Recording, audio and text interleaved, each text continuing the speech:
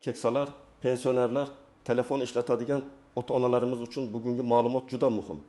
Chunki hozir oddiy telefon, plastik karta, SMS kod va bank ilovasi atrofida juda ko'p xavf paydo bo'lgan. Kimdir pensionerlarga telefon tutish taqiqlanadi. Kimdir telefon bo'lsa pensiya to'xtatiladi. Yana kimdir bank kartangiz bloklanadi deb odamlarni qo'rqityapti. Men bugun shu mavzuni aniq oddiy tilda misollar bilan tushuntirib beraman. Aslida nima taqiq? Kimlar xavf ostida, kimlar xotirjam bo'lishi mumkin va eng muhimi pensioner odam o'z pulini qanday himoya qilishi kerak. Videoni hoziroq oxirigacha ko'ring. Chunki bitta noto'g'ri bosilgan tugma butun pensiyani yo'qotishga olib kelishi mumkin. Kanalga obuna bo'ling, like bosing. Chunki men bu yerda oddiy odamga kerak bo'ladigan amaliy, huquqiy va moliyaviy maslahatlarni tushunarli qilib beraman. Avvalo, eng asosiy gapni aytaman. Pensionerlarning telefon ishlatishga umumiy mutlaq taqiq degan narsa yo'q. Ya'ni inson pensiya olsa, uning qo'lida telefon bo'lishi mumkin emas degan qoida yo'q. Telefoningiz bo'lsa ham pensiya olish huquqingiz yo'qolmaydi.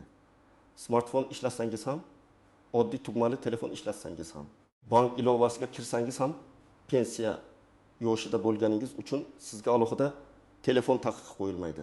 Lekin muammo boshqa joyda. So'nggi vaqtlarda banklar to'lov tizimlari, aloqa operatorlari va huquqni muhofaza qiluvchi organlar firibgarlikka qarshi qattiqroq choralar ko'ryapti. Ana shu choralar ba'zan pensionerlarga ham ta'sir qiladi. Masalan, telefon raqam boshqa odam nomida bo'lsa, bank kartaga ulangan raqam eskirgan bo'lsa, SIM karta yo'qolgan bo'lsa, notanish odam pensiya kartasidan pul yetsa yoki bank ilovasiga boshqa telefondan kirilsa, tizim buni xavf deb baholashi mumkin. Oldin qanday edi? Oldin ko'p pensionerlar pensiyasini naqd chaqlarda olardi yoki plastik kartaga tushgan pulni farzandi, nabirasi, qo'shnisi yordamida yechib berardi. Telefon raqam ham ko'pincha farzandning nomida bo'lardi. Masalan, otaxonning pensiya kartasi bor, lekin SMS xabarnoma o'g'lining telefoniga ulangan. Yoki onaxon banka bormaslik uchun kartasini keliniga berib qo'ygan. Bu hayotda ko'p uchraydigan holat. Avvallari bunga ko'pchilik oddiy qarardi. O'zimizning odam-ku, nima bo'pti derdi. Bank ham har bir holatni chuqur tekshirmasligi mumkin edi. Endi nima o'zgardi? Endi raqamli firibgarlik juda kuchaydi. Pensionerlarning ishonuvchanligidan foydalanadigan jinoyatchilar ko'paydi. Ular o'zini bank xodimi, pensiya jamg'armasi vakili, soliq xodimi, ijtimoiy himoya xodimi yoki hatto militsiya xodimi deb tanishtiradi. Sizga qo'shimcha pul tushadi. Kartangiz bloklanadi. Pensiyangiz qayta hisoblanadi, kompensatsiya olasiz. Telefoningizdagi kodni ayting deb aldashadi. Shuning uchun banklar endi shubhali operatsiyalarni to'xtatishi, kartani vaqtcha bloklashi, ilovaga kirishni cheklashi, SIM karta egasini tekshirishi mumkin. Mana shu cheklovlarni ayrim odamlar pensionerlar uchun telefon taqiqlandi deb noto'g'ri talqin qilyapti. Men ko'p ko'radigan birinchi holat. Pensionerning telefoni bor, lekin telefon raqami uning nomida emas. Masalan, 72 yoshli onaxonning pensiyasi bank kartaga tushadi. Kartaga ulangan telefon raqami esa 35 yoshli o'g'lining nomida. Onaxonning o'zi tugmali telefon ishlatadi. SMSlarni o'g'li ko'radi.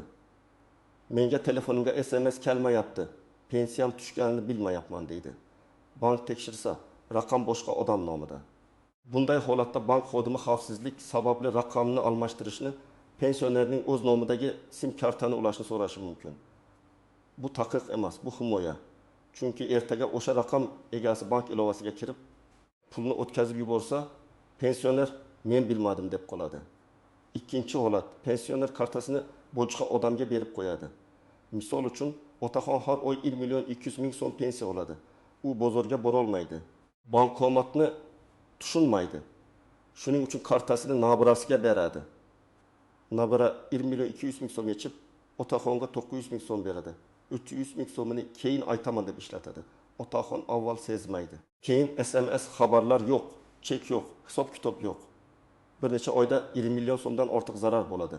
Bu yerda telefon bo'lmasa ham muammo, lekin telefon bo'lsa va SMS pensionerning o'ziga kelsa, har bir yechimni ko'radi. Demak, telefon aslida taqiq emas, aksincha nazorat vositasi. Faqat telefon to'g'ri ro'yxatdan o'tgan, parol himoyalangan va begona qo'lga berilmagan bo'lishi kerak. Uchinchi holat, firibgar qo'ng'iroq qiladi. Assalomu alaykum. Men bank xavfsizlik xizmatidanman. Sizning kartangizdan 2 million so'm yechilmoqchi. darhol SMS kodini ayting, to'xtatib qolamiz deydi. Pensioner qo'rqib ketadi, chunki u 2 million so'mni yarim yil yig'gan bo'lishi mumkin. Firibgar shoshiltiradi. Hozir aytmasangiz pul ketadi. Hech kimga aytmang, telefonni qo'ymang. Shu paytda pensioner SMS kodini aytsa, firibgar bank ilovasi kirib oladi yoki kartadan pul o'tkazadi. Shundan keyin odamlar telefon pensionerga xavfli ekan, umuman taqiqlash kerak deyishadi. Men esa boshqacha aytaman, telefonni taqiqlash emas, firibgarlik belgilarini tanishni o'rgatish kerak. Chunki telefon orqali shifokorga yozilish, farzand bilan gaplashish, tez yordam chaqirish, pensiya tushganini bilish ham juda muhim. Kimlar ko'proq xavotir olish kerak? Birinchidan, bank kartasi va telefon raqami bir-biriga to'g'ri ulanmagan pensionerlar. Agar karta sizniki, lekin SMS boshqa odamga kelsa, bu xavf. Ikkinchidan, telefonda bank ilovasi o'rnatilgan, lekin parolini boshqalar biladigan pensionerlar. Masalan, parol 1111, tug'ilgan yilim, nabiram biladi degan holatlar juda xavfli. Uchinchidan, kartasini doimiy ravishda farzandiga, qo'shnisiga, tanishiga berib yuradiganlar. To'rtinchidan, notanish raqamlarga ishonib kod aytadiganlar. Beshinchidan, telefonini yo'qotgan lekin sim kartani bloklatmagan pensionerlar. Telefon yo'qoldi degani faqat apparat yo'qoldi degani emas. Agar ichida sim bo'lsa, unga SMS keladi, bank kodlari keladi. Ijtimoiy tarmoqlar ochilishi mumkin. Qarindoshlarga sizning nomingizdan xabar yozilishi mumkin. Kimlar unchalik xavotirlanmasligi mumkin? Agar sizning telefon raqamingiz o'z nomingizda bo'lsa, bank kartangizga aynan shu raqam ulangan bo'lsa, SMS kodlarini hech kimga aytmasangiz, bank ilovangizga murakkab parol qo'ygan bo'lsangiz, kartani boshqa odamga bermasangiz, siz telefon ishlatishda davom etishingiz mumkin. Bu normal holat. Pensioner odamning telefoni bo'lishi zamonaviy hayotda hatto zarur. Chunki pensiya tushgan tushmagani bilish, dorixona bilan bog'lanish, poliklinikaga qo'ng'iroq qilish, farzandlari bilan aloqada bo'lish.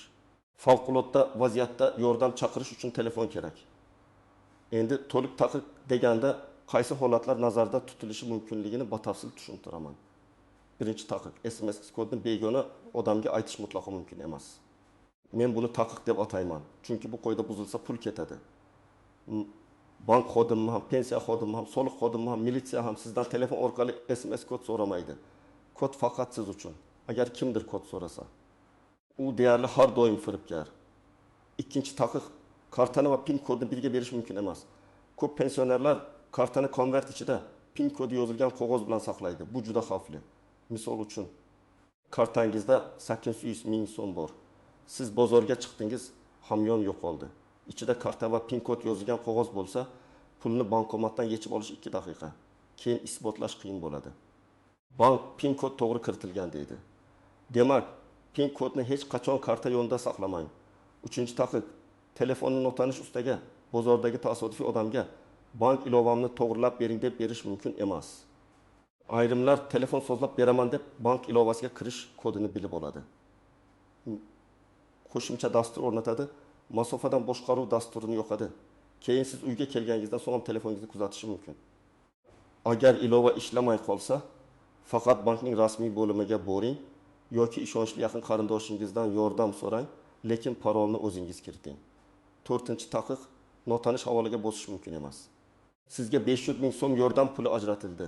Pensionerlar uchun kompensatsiya, telefon egalariga yangi to'lov, anketani to'ldiring degan xabarlar kelishi mumkin. Havolaga kirsangiz, karta raqami, amal qilish muddati, SMS kod so'raladi. Shuni biling, haqiqiy davlat to'lovi yoki pensiya qayta hisob kitobi uchun sizdan Telegram orqali karta ma'lumotlarini so'rashmaydi. Rasmiy ishlar bank, pensiya bo'limi, mahalla, ijtimoiy himoya organlari yoki rasmiy platformalar orqali tekshiriladi. 5-taqiq, sim kartani boshqa odam nomiga rasmiylashtirib, undan bank ishlarida foydalanish xavfli. Bugun u odam yaqin bo'lishi mumkin. Ertaga munosabat buzilishi mumkin yoki u sim kartini almashtirib olishi, qayta tiklashi mumkin. Agar telefon raqami uning nomida bo'lsa, operator oldida asosiy huquq egasi u bo'ladi. Siz esa pensiya kartangizni o'sha raqamga bog'lab qo'ygan bo'lasiz.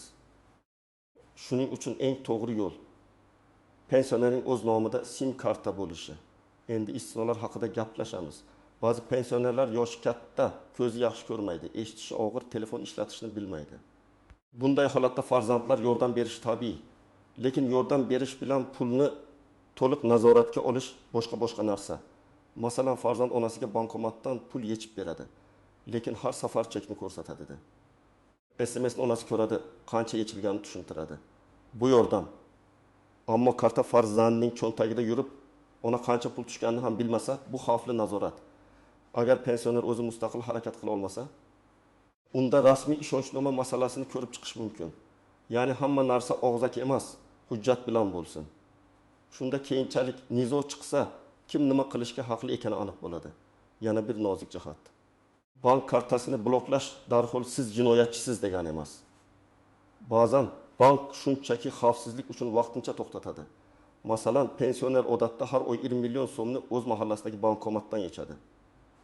Bir kuni kartadan boshqa viloyatda 4 million so'mlik onlayn xarid qilinmoqchi bo'ladi.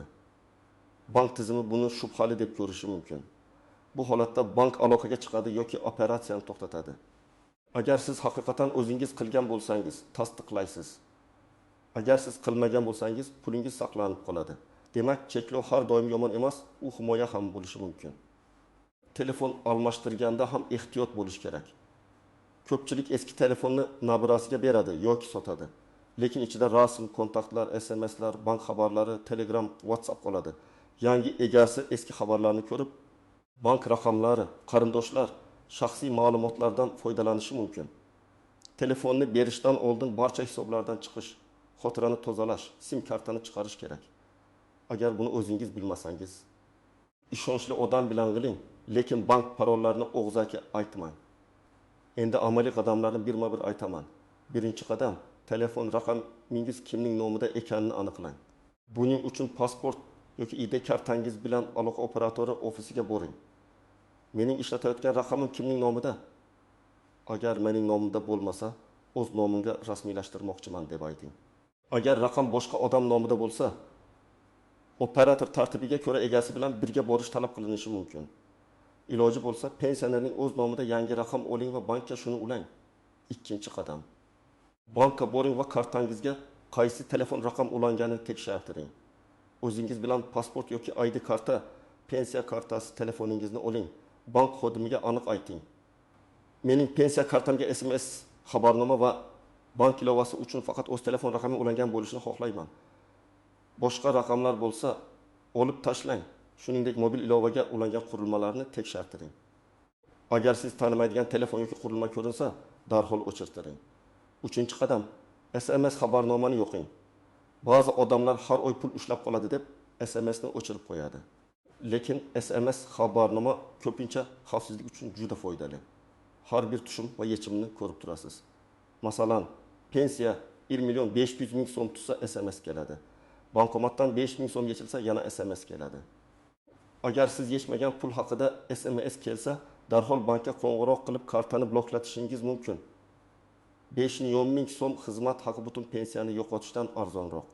4-qadam, parollarni yangilang. Telefoningizga ekran qulfi qo'ying. Bu 4 ta bir xil raqam bo'lmasin. Ming, 1234 tug'ilgan yil kabi parollarni ishlatmang. Bank ilovasida ham alohida parol bo'lsin. Agar barmoq izi yoki yuz orqali kirish imkoniyati bo'lsa, uni faqat o'zingizniki qilib sozlang. Nabira, farzand, qo'shni barmog'ini qo'shib qo'yish xavfli. 5-qadam, kartaning orqasiga pin kod yozmang, qog'ozga yozib hamyon ichiga solmang. Agar eslab qolish qiyin bo'lsa, pin kodni alohida, hech kim tushunmaydigan shaklda saqlang yoki bankdan osonroq, lekin xavfsizroq kombinatsiyaga almashtirishni so'rang. Lekin tug'ilgan kun uy raqami, telefon oxiri kabi taxmin qilish oson raqamlar bo'lmasin. 6-qadam, firibgar qo'ng'iroq qilsa, qanday javob berishni oldindan yodlab oling. Men sizga tayyor jumlani aytaman. Men telefon orqali hech qanday kod aytmayman. Bank masalasini faqat bank bo'limida hal qilaman. Shuni ayting va telefonni qo'ying. Ular sizni qo'rqitadi, kech bo'ladi, pul ketadi, sizga ish ochiladi deydi. Ishonmang. Haqiqiy tashkilot sizni shoshiltirib SMS kod so'ramaydi. 7-qadam, shubhali holatda darhol harakat qiling. Agar telefon yo'qolsa, birinchi navbatda aloqa operatoriga murojaat qilib, sim kartani bloklating. Keyin bankka qo'ng'iroq qilib kartani vaqtincha bloklatishni so'rang. Agar pul yechilgan bo'lsa, bankka yozma ariza bering. Arizada sana, vaqt, qancha pul yechilgan, siz bu operatsiyani qilmaganingizni yozing. Agar firibgarlik bo'lsa, ichki ishlar organlariga ham murojaat qiling. SMSlar, qo'ng'iroq raqamlari, chek, skrinshotlar bo'lsa, hammasini saqlang. Bu keyinchalik isbot uchun kerak bo'ladi. 8-qadam. Farzandlar bilan ochiq kelishuv qiling. Agar ota-onangiz pensioner bo'lsa, ularning telefonini olib qo'yish to'g'ri yechim emas. Yaxshisi ularga xavfsizlik qoidalarini yozib bering. Masalan, muzlatgichga yoki telefon yoniga qog'oz yopishtirib qo'ying. SMS kodni hech kimga aytma. Kartani hech kimga berma, begona havolaga bosma. Bank masalasida avval farzandingga qo'ng'iroq qil. Bu oddiy ko'rinadi, lekin amalda juda ko'p pulni saqlab qoladi. Yana bir muhim maslahat, pensionerlar uchun alohida kichik limit qo'yish mumkin. Bankdan so'rang, kunlik yechim limiti, onlayn to'lov limiti, pul o'tkazish limiti bormi? Masalan, kartada 3 million so'm turadi, lekin kuniga 500 ming so'mdan ortiq yechib bo'lmaydigan qilib qo'ysangiz, firibgar bir zumda hammasini olib keta olmaydi. Agar katta pul kerak bo'lsa, bankka borib limitni vaqtincha oshirasiz. Bu biroz noqulay, lekin xavfsizlikni oshiradi. Agar pensioner smartfon ishlatishni bilmasa, tugmali telefon ham yetarli bo'lishi mumkin. Muhimi, SMS kelishi, qo'ng'iroq qilish mumkin bo'lishi va raqam o'z nomida bo'lishi. Bank ilovasini hamma pensioner ishlatishi shart emas. Agar siz ilovani tushunmasangiz, o'zingizni majburlamang. Kartadan foydalanish, SMS nazorat, bank bo'limiga borish ham yetarli. Lekin ilova o'rnatilgan bo'lsa, uni nazoratsiz qoldirmang. Xulosa shuki, pensionerlar uchun telefonning o'zi taqiqlanmagan. Taqiqlanishi kerak bo'lgan narsa kod aytish, kartani begona qo'lga berish, raqamni boshqa odam nomida qoldirish, shubhali havolalarga kirish va bank parollarini boshqalarga topshirish. Telefon to'g'ri ishlatilsa, pensionerning himoyachisi bo'ladi. Noto'g'ri ishlatilsa, firibgar uchun eshik bo'ladi. Men sizga tavsiya qilaman. Bugunoq ota-onangiz, buyingiz, bobongizning telefon raqami kim nomida ekanini tekshiring. Bank kartaga qaysi raqam ulanganini aniqlang. SMS xabarnomani yo'qing, parollarni yangilang va ularga bitta oddiy qo'yda tushuntiring. Kod bu pulning kaliti. Kalitni hech kimga bermang. Shu qoidaning o'zi ko'p muammolarning oldini oladi. Sizningcha pensionerlarga smartfon ishlatishni o'rgatish kerakmi? Yoki xavfsizlik uchun oddiy telefon yetarlimi? Fikringizni kommentariyada yozing. Agar bu ma'lumot foydali bo'lgan bo'lsa, like bosing, yaqinlaringizga yuboring va kanalga obuna bo'ling. Keyingi videolarda ham pensiya, bank kartalari, firibgarlik va huquqiy himoya bo'yicha eng kerakli mavzularni oddiy tilda tushuntirib beraman.